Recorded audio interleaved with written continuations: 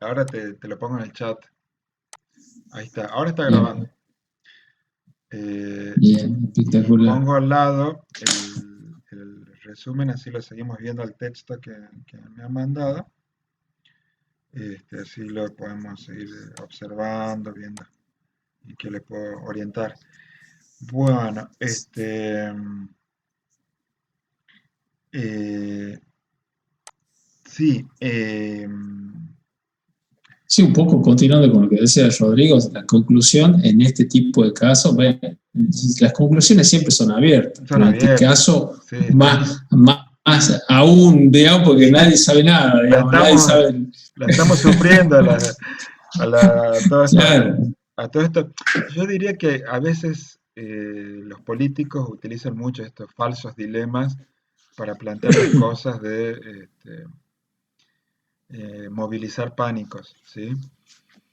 Y no es que me esté poniendo de un lado o de otro, lo que quiere decir es que hay que ser sensato en esto, de que si uno sabe, bueno, que tiene enfermedades preexistentes, que si tiene no sé, bajas defensas, bueno, se tendrá que cuidar más. Y hay otras personas que no tanto, porque o son muy jóvenes o no hay datos empíricos de que sea tan bueno, de que sea tan nocivo para otras personas. Yo creo que hay algo de esto. Lo que sí también es sí, cierto, ya hay algunos datos, profe, digamos, la mortalidad entre los, digamos, un promedio de 35 años es mm, muy, muy baja.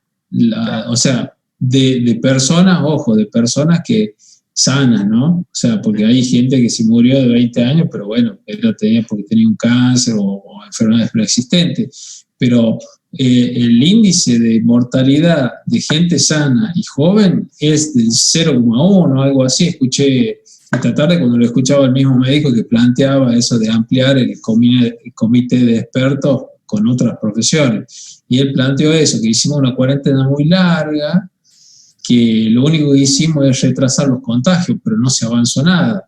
Él dice, deberían haber forzado o haber educado más para que la gente que tenga riesgo no salga, pero sí el joven que tiene que ir a trabajar, que vaya a trabajar, sí la mortalidad que tiene este virus para ese tipo de segmento de la población es prácticamente muy, muy, muy bajo. Pero Sí, también pero están otras campañas. el Perdón, problema es que esa gente cada que es joven el vector. vector, se transforma en asintomático, vector, sí, sí, se Sí, transforma en se vector transforma en asintomático. vector. Yo en mi sí, casa, yo en mi casa tengo chicos también, que no lo podés sí. mantener mucho tiempo acá adentro.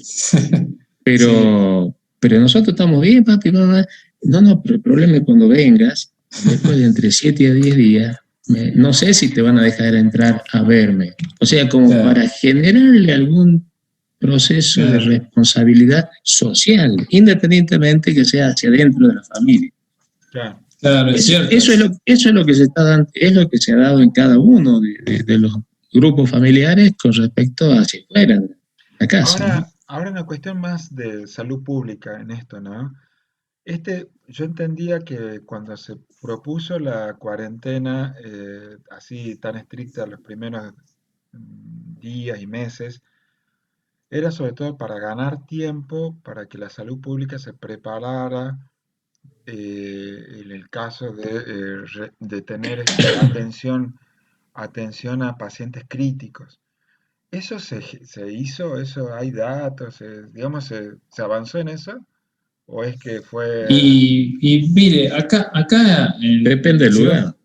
sí, acá en La Rioja, por ejemplo, puedo hablar de dos lugares. Catamarca hizo un hospital, Mm, transformó un ex hotel que estaba vacío, que era un hotel Sussex que estaba sobre la ruta, y lo hizo un hospital y uno tiene digno de ver todo nuevo, camas nuevas, respiradores, todo nuevo. Acá mandaron, a la capital mandaron mayor cantidad de dinero porque Catamarca no tenía caso y nosotros sí tenemos caso y le puedo decir que no se hizo nada. mm, claro, Ni siquiera, Pusieron, ni siquiera los hospitales de campaña. No, pusieron una carpa blanca que le sale 6 millones de pesos por mes, que se la alquilan a no sé quién. Entonces fue todo un desmanejo de dinero. Sí, Entonces, ahora estamos yo le puedo decir hoy por hoy que estamos a punto de colapsar, así a ese Y ya nivel. tienen ustedes casos, porque según los números entiendo que ya tienen casos comunitarios, ¿no? Ya contagios Tenemos, comunitarios. tenemos muchísimo, como le digo, profe, está por colapsar. Calculan que en 10 días más puede colapsar el sistema sanitario riojano. Y van a A tener que ese la acudir nivel. provincia, a... en el mapa, la provincia tiene un color rojo. O sea Sí, que estamos mal. sí, Claro, estamos muy La mal. parte de la Yo coincido internación con los, ha pasado a la parte privada. La Claro, parte privada tiene un espacio, un número con respecto a esto y que tiene que dar también responder a la demanda de otro tipo de patología que tenga internación. claro. sí. Erika, Eh, profe, acá también en Chilecito no se invirtió nada. Por ejemplo, servicios que estamos hace 6 meses que sí, que ya nos iban a habilitar un triage y ya cuando tenemos casos pediátricos quieren habilitarlo, pero no nada y bueno, ahí estamos. Y también dicen que en 10 días acá en Chile puede pasar, sí, porque en Sinsor tenemos un hospital ahí el doctor, tenemos una terapia con 6 respiradores, 7 es chico y bueno, ahí estamos. No se invirtió nada todavía acá. claro. No. Y en Buenos Aires los contagios han sido terribles. A ver, una cosa es Buenos Aires y la ciudad de Buenos Aires, sobre todo, la ciudad y provincia de Buenos Aires, y el resto del país tienen tiempos y regiones distintas y tienen también idiosincrasias distintas que a veces no se pueden tomar las mismas medidas. Entiendo yo que el haber liberado más a que los gobiernos provinciales hagan lo propio, bueno, pero bueno, por lo que sé en Tucumán, ya están volviendo a las actividades más o menos normales, pero también están ahí al límite del colapso por contagios comunitarios. Eh, y tarde o temprano vamos a llegar a lo que dijo el presidente de Francia ante estos rebrotes. El Estado ya no puede hacer más nada que estimular la educación y se tendrá que aprender a convivir con el virus. O sea, ya le deja a cada uno la responsabilidad de que si se va a contagiar o no. claro, Eh, Está bien, es otro tipo de sociedad, es otro tipo de forma, de cultura, pero a la larga yo creo que es una cosa que va a ser así. y también entiendo yo que a la larga todos vamos a atravesar el virus. Como que es casi ineludible que nos contagiemos en algún momento. Si ya no nos hemos contagiado y no nos hemos dado cuenta, ¿no? Eso también, por lo Sí, es menos yo no cierto. me he hecho el hisopado. Sí, eso es cierto. Eso es cierto. Pero bueno, todo incertidumbre. Lo que Sí, uno puede saber, la única conclusión que es todo incertidumbre, digamos, ¿no? Sí, sí, tal Eh, cual. sí, sí, sí, y ahora los rebrotes que sale que se te puedes contagiar de nuevo, gente que se está claro. contagiando de nuevo, De cepas que se distintas. decía que, bueno, cepa distinta, y entonces y la vacuna también, que nosotros estamos con el tema de la vacuna en el trabajo, es decir, si uno ve las últimas noticias y no hay garantía, ¿no? Vacuna no, porque salteó tantos pasos que no hay garantía, y Claro. encima con modificación genética, que uno dice, che, de acá Las 5 años, rusas o ¿qué las me de Oxford o todas, todas?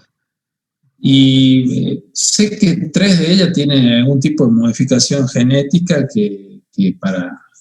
Pero bueno, el tema es que se saltean los pasos. Yo no digo que sea buena o mala la modificación genética, pero el tema es que no tiene el tiempo necesario como para saber si es efectiva y qué efectos tiene. Quizás diga, bueno, si tomo RAI me curo del coronavirus, pero bueno, que las consecuencias que van a ser es más grave que el coronavirus, digamos. Claro, De todas maneras, Entonces, hay que esperar. O sea, acá hoy lo último que leí hoy, que recién para abril va a estar disponible en Argentina. Pero a eso hay que darle no menos de 45, 60 días con controles eh, periódicos, con protocolos para ir evaluando la presencia de anticuerpos. Entonces ahí recién se va a ver si esos anticuerpos van a trabajar contra el virus, el coronavirus, o va a trabajar sobre aquel virus a través de la cual fue hecho, o sea, la vacuna. Mm, La manipulación genética puede generar, o sí, un anticuerpo relacionado al virus del COVID, o bien a otro tipo de virus. Ese es el gran dilema. Y una pregunta sobre, por ejemplo, a quienes tienen el sistema inmunitario afectado, ¿sí? Como por ejemplo enfermos de HIV. ¿Cómo les va a terminar afectando la vacuna? ¿Hay pruebas sobre eso? ¿O hay protocolos de No, trabajo? porque son anticuerpos. La vacuna es la inoculación de un antígeno que está disminuido en su virulencia, con el objetivo de generar anticuerpos en forma específica. Eso genera una memoria inmunológica que una célula, que es el linfocito B, va a hacer que genere anticuerpos en forma específica. Mm, El tema es cuánto tiempo hay, hay, hay anticuerpos que son generados y son de por vida. claro, sí, Otro que tienen un tiempo determinado. En fin, bueno, ese es el punto de estudio a futuro. que todavía no está hecho porque no se ha logrado el tiempo. Y lógico. Claro, que sí, sí, entiendo que hay vacunas que aplican una vez como la fiebre amarilla, que se aplica una vez en la vida, porque ya se probó que, bueno, ya están los anticuerpos y ya está. E Claro. incluso el anticuerpo que genera el mismo COVID. A ver, la varicela desde que tiene el niño, deja una inmunidad de por vida. Ujú. Qué sé yo. El sarampión genera una disminución de la inmunidad en tiempo X. Cuando se fue el proceso de la infección, vuelve a la inmunidad habitual normal. Esto es, hay que Claro. ver la inmunidad que deja el COVID, qué tiempo lleva.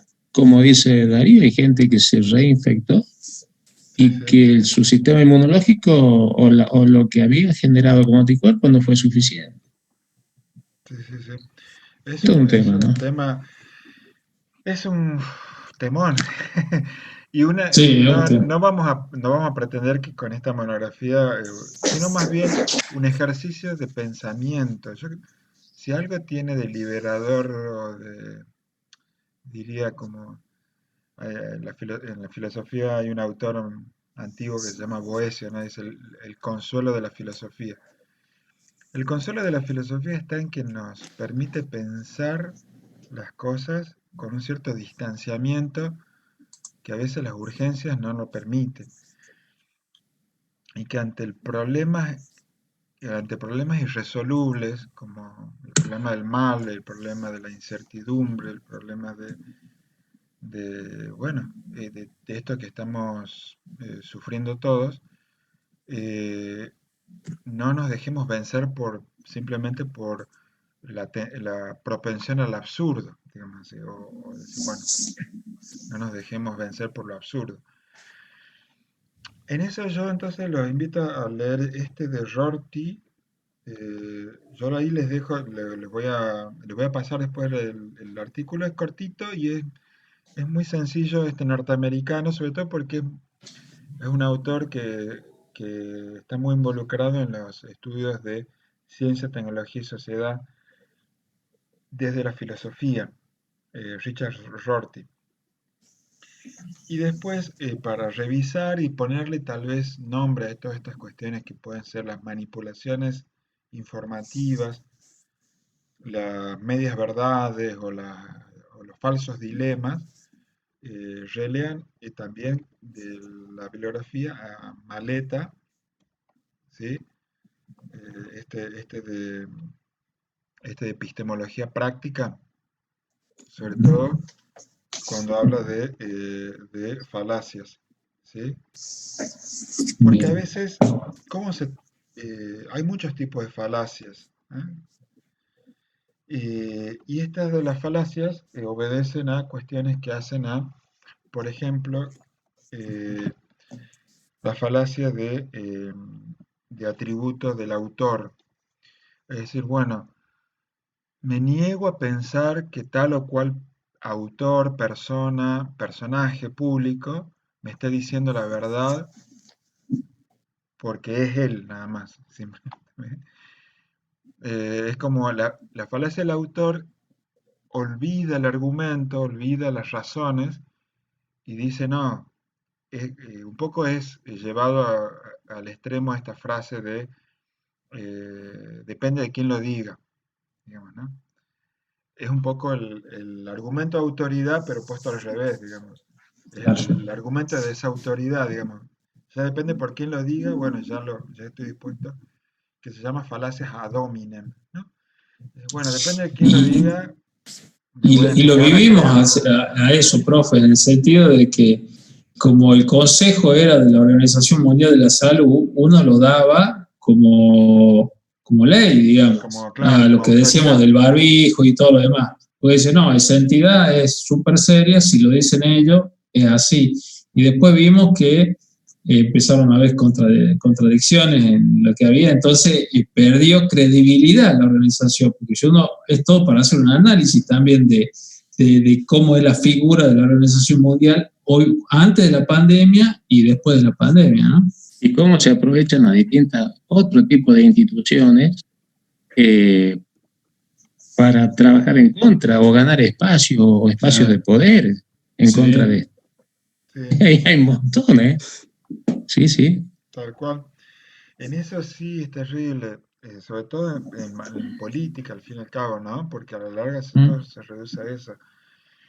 Economía y política, en realidad, porque tiene que ver con, ahí yo les pongo ahí les voy a mandar la devolución o los aportes que le escribo. Pero esta cuestión de que a veces las cuestiones que en la ciencia social estamos muy acostumbrados a trabajar, esta cuestión de la legitimidad. Estamos acostumbrados a pensar que, bueno, que el pensamiento científico es legítimo, y porque el pensamiento científico opera con método, pone sus datos a consideración abierta, ta, ta, ta. Pero si en los procedimientos, como dicen ustedes, a veces hay apuros o no hay protocolos óptimos o de algún modo cuidados, entonces las vacunas posiblemente sean una manipulación económica, bueno, de dónde vienen y todo eso. Ahí yo tengo algunos reparos también con el mismo tema que es previo aún a la pandemia, que es la cuestión de los que se declaran antivacunas ya, ¿cómo diría? Sin distinguir qué vacuna, ¿sí? Vieron que hay sí. movimientos de personas y gente, a veces que es influyente socialmente y que se declara antivacuna. Entonces no se vacuna con el sarampión, no se vacuna con la gripe, no se vacuna contra la Sí, viruela, pero es porque no tienen idea de lo que están no tienen hablando. idea de lo que están hablando. No tiene idea de lo que están hablando. Entonces ahí es Profe, donde uno dice, bueno, contra eso hay que luchar a veces, esa irracionalidad. Sí, Erika. profe, les cuento que tuvimos una situación en el trabajo, una pareja, bueno, Ah, sí, esperando su bebé, pero no, el doctor lo conoce, sí, sí, sí. y mandaron una nota a la dirección que no querían, que eran antivacunas, que recién nacido reciba la vacuna, por ejemplo, lo que Polio. se, la vitamina K, la BCG, el hepatitis B, porque ellos no eran antivacunas, querían un parto humanizado, ¿no? Todo, pero nada de vacuna. Y bueno, al último les cuento cómo fue. Ujú. El parto se los en casa, pero como tuvo una complicación el bebé, miedo, fueron al hospital y bueno, tuvieron que acceder a una vacuna y todo eso, pero fue Claro, todo un dilema con ese. claro, claro, claro, claro. Es que, claro, que ya cuando estás en el borde de la muerte, ahí ya empezás a replantear si esas Pónganlas convicciones, todas juntas, dice. claro. Entonces, a veces tengo temor que es cierto que uno no es ni bioquímico ni es médico como para decir, ah, bueno, no han observado el protocolo en tal paso de la elaboración de esta vacuna. Llega un punto en el que la tecnología, la ciencia y la tecnología se especializa tanto que a los que somos legos en el asunto, eh, parece como si nos estuvieran como diciendo lo mismo, vacuna BCG como vacuna COVID, y no es lo mismo. Una cosa ya tuvo cuántas pruebas y cuántos años de protocolos y de elaboración y de distribución y de erradicación de enfermedades que empiezan a aparecer de nuevo como el sarampión. Y otra cosa es esta que recién se está elaborando la vacuna y que es toda una incertidumbre de los intereses económicos y políticos en la aplicación de los protocolos, ¿no? Sí, yo... Un ejemplo de trabajo que, que planteaba una infectóloga era decir, miren, hace 40 años que estábamos tratando de hacer la vacuna del HIV y todavía no la tenemos. Y hay mucho dinero, hay mucha gente que tiene HIV. Puede ser, antes del COVID era, digamos, el objeto de deseo de todas las farmacéuticas lograr esa vacuna porque también significaría mucho rédito económico. Y con todo el 40 años, porque es de los años 80 que empezó el HIV, y que vienen investigando y aún hoy no tienen la vacuna. Y bueno, y esto de que aunque la tengamos a las vacunas, no, eso no garantiza que sea distribuido de tal modo que erradique la enfermedad así de buenas a primeras. Todos los años hay que vacunarse de la gripe igual, porque todos los años surgen cepas distintas. Sepas distinto. Mira, eh, la única vacuna que erradicó una patología viral fue el de la viruela. Sí. Viruela no hay en el mundo. Ujú. El tema de la polio en un momento se estuvo libre, pero luego empezó a reemerger. Eh, ¿A dónde están los cambios? Yo no lo sé, pero serán cambios a nivel genómico, ¿no? Ujú. O bien a la falta de la vacunación. La Es la falta de otra vacunación también alternativa. puede ser. Es la otra alternativa. Y bueno, pues el rebrote del sarampión que tuvimos. También, bueno, ese rebrote del sarampión básicamente yo creo que ha sido o porque no llegó, no fue, hubo un problema en la accesibilidad, o bien un poco también marcado en estos movimientos sociales antivacunas. Antivacunas, sí, sí. Probablemente, no lo he ido muy a fondo, pero Eh, probablemente sea eso. sí, sí, sumado a también algunos errores me parecen de la distribución, creo, Sí, en sí, el sí, gobierno también por eso. anterior que no distribuyó a tiempo, algo así, entendí. Sí, probablemente. Pero bueno, a ver, en esto son incertidumbres. Lo que sí es bueno plantear todos los puntos de vista, porque en eso, bueno, que Rodrigo también plantee lo suyo desde su no ser médico ni enfermero, ni tener formación clínica, digamos.